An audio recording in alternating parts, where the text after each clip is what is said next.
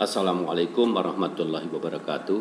Selamat pagi, salam sejahtera bagi kita semua.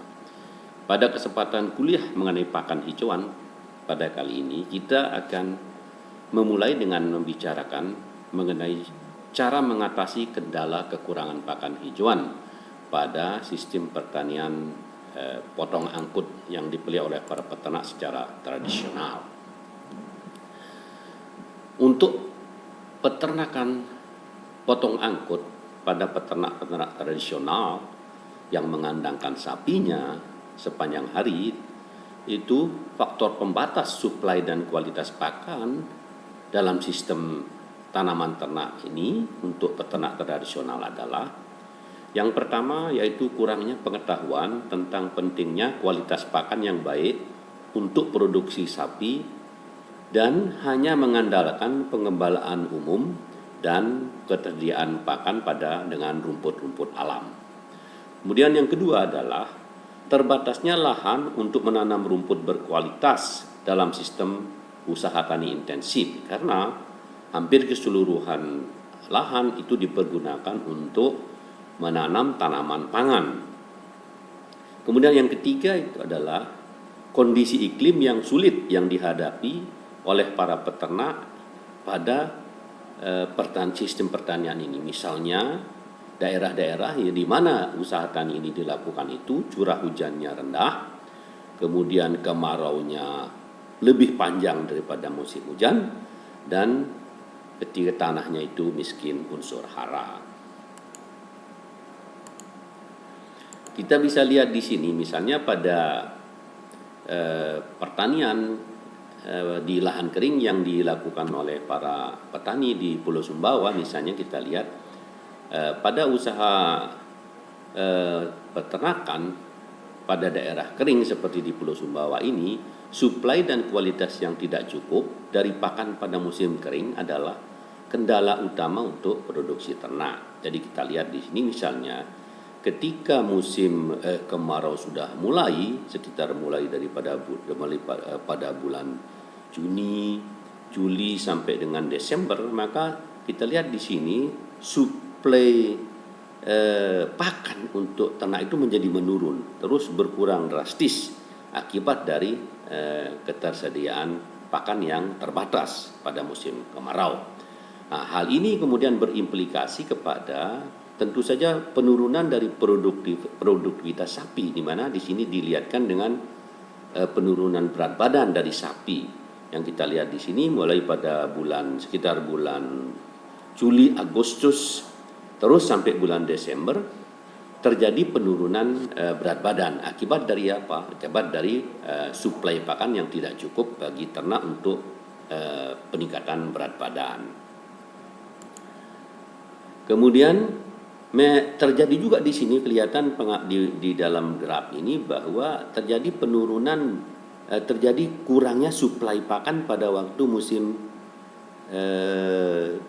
hujan, yaitu terutama pada saat petani sibuk melakukan usaha taninya di lahan yang dilakukan secara intensif, sehingga ini menyebabkan akan terjadinya penurunan berat badan sapi pada musim justru yang mestinya kita anggap terjadi kecukupan pangan. Jadi penurunan ini adalah akibat dari tidak ada atau kurang waktunya daripada peternak untuk mengumpulkan pakan dan memberikan pakan sapinya bagi sapi-sapi yang dikandangkan dalam sistem potong dan angkut.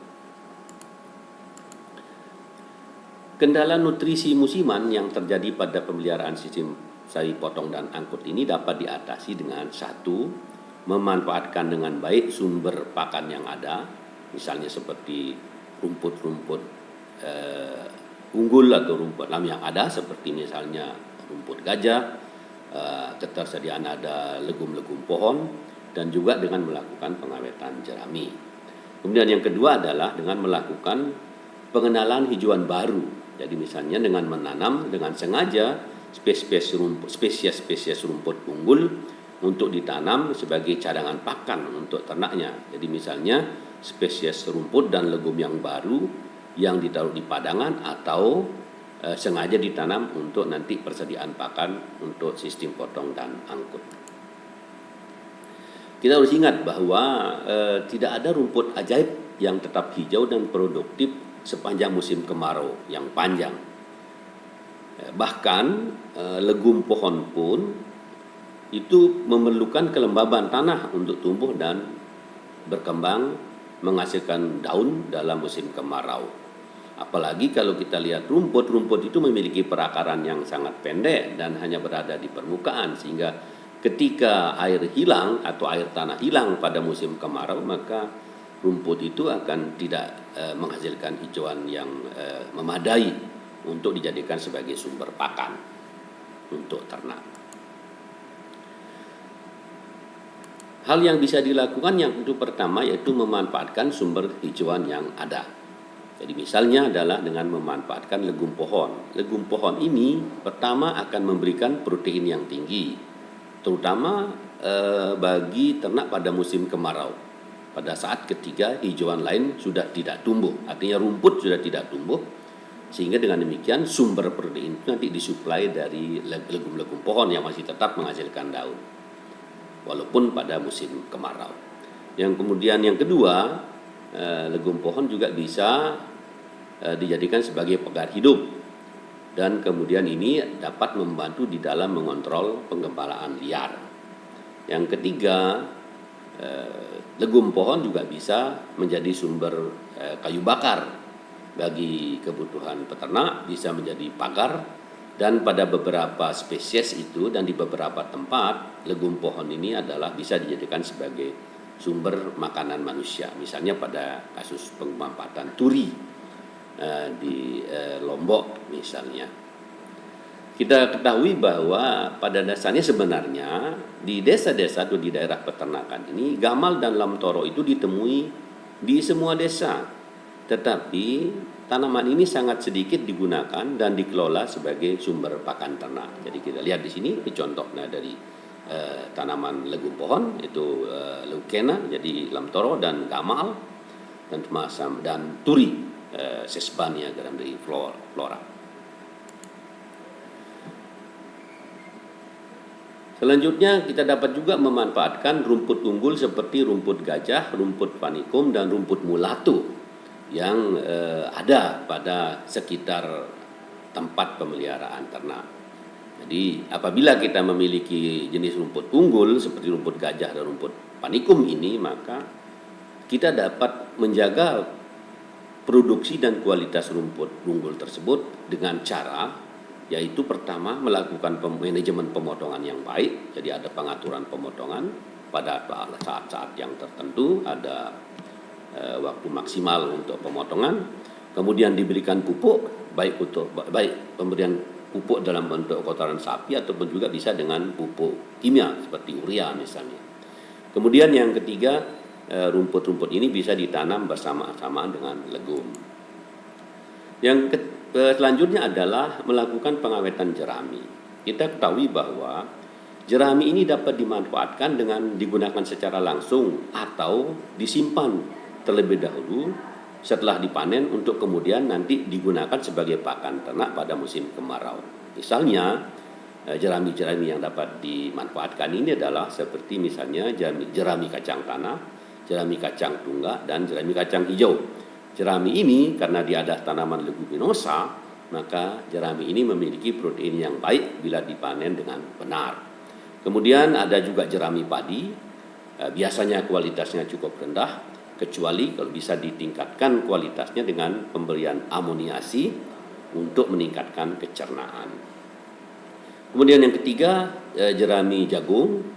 Biasanya kualitas jerami jagung ini kualitas dan kecernaannya cukup apabila dia diawetkan segera setelah dia dipanen. Jadi begitu dipanen, batang dan daun jerami jagung ini dipanen juga, kemudian diawetkan untuk nanti digunakan pada saat diperlukan.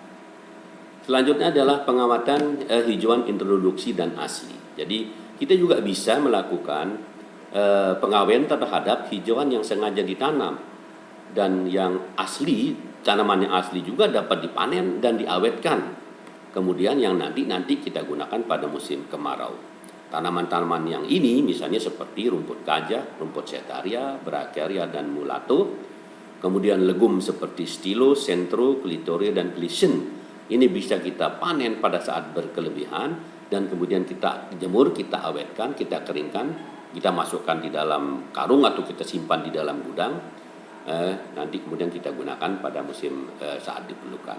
Dalam hal ini ketika kita mengeringkan tanaman-tanaman pakan ini, maka kadar air harus tidak lebih dari 15%. Kalau bisa lebih rendah, sekitar 10%. Sehingga dia dapat disimpan dengan baik dan disimpannya pada tempat-tempat yang kering. Hal lain yaitu daun legum seperti stilo atau legum pohon seperti gamal dan lamtoro juga dapat dikeringkan dan disimpan sebagai tepung daun untuk digunakan pada musim kemarau. Nah, untuk itu daun-daun yang dikeringkan dan kemudian dibuat sebagai daun tepung degum ini benar-benar harus kering saat disimpan untuk menghindari tumbuhnya jamur pada daun-daun legum yang tadi dijadikan tepung daun supaya tidak berjamur dan akan dapat membahayakan bagi ternak bila dikonsumsi. Kemudian yang kedua, kita melakukan pengenalan hijauan baru. Tanaman rumput dan legum baru untuk padangan dan potong angkut dapat ditanam sebagai pertama, kita gunakan sebagai kebun hijauan cadangan pakan di halaman atau di ladang. Kemudian yang kedua, kita bisa menanamnya berjajar di pematang seperti rumput misalnya, atau sebagai pagar hidup untuk legum pohon, dan juga legum pohon kita tanam juga di pematang seperti kasus misalnya turi pada petani peternak yang menanam turi di Pulau Lombok misalnya. Kemudian yang ketiga bisa tanaman tumpang sari dengan tanaman pangan atau sebagai tanaman musim atau tahunan pada lahan-lahan yang kosong yang tidak ditanami atau tidak dimanfaatkan. Dengan demikian kita memiliki cadangan pakan yang bisa kita manfaatkan pada musim kemarau. Semua pilihan pengenalan pakan ini dapat diterapkan pada sistem usaha tani tanaman ternak skala kecil. Tetapi tanaman hijauan di halaman memiliki beberapa keuntungan. Demikian kuliah kita untuk kendala mengatasi kekurangan pakan pada sistem peternakan potong angkut. Nanti akan kita lanjutkan lagi dengan kuliah selanjutnya untuk mengatasi kendala-kendala ini. Terima kasih. Assalamualaikum warahmatullahi wabarakatuh. Selamat pagi, salam sejahtera bagi kita semua.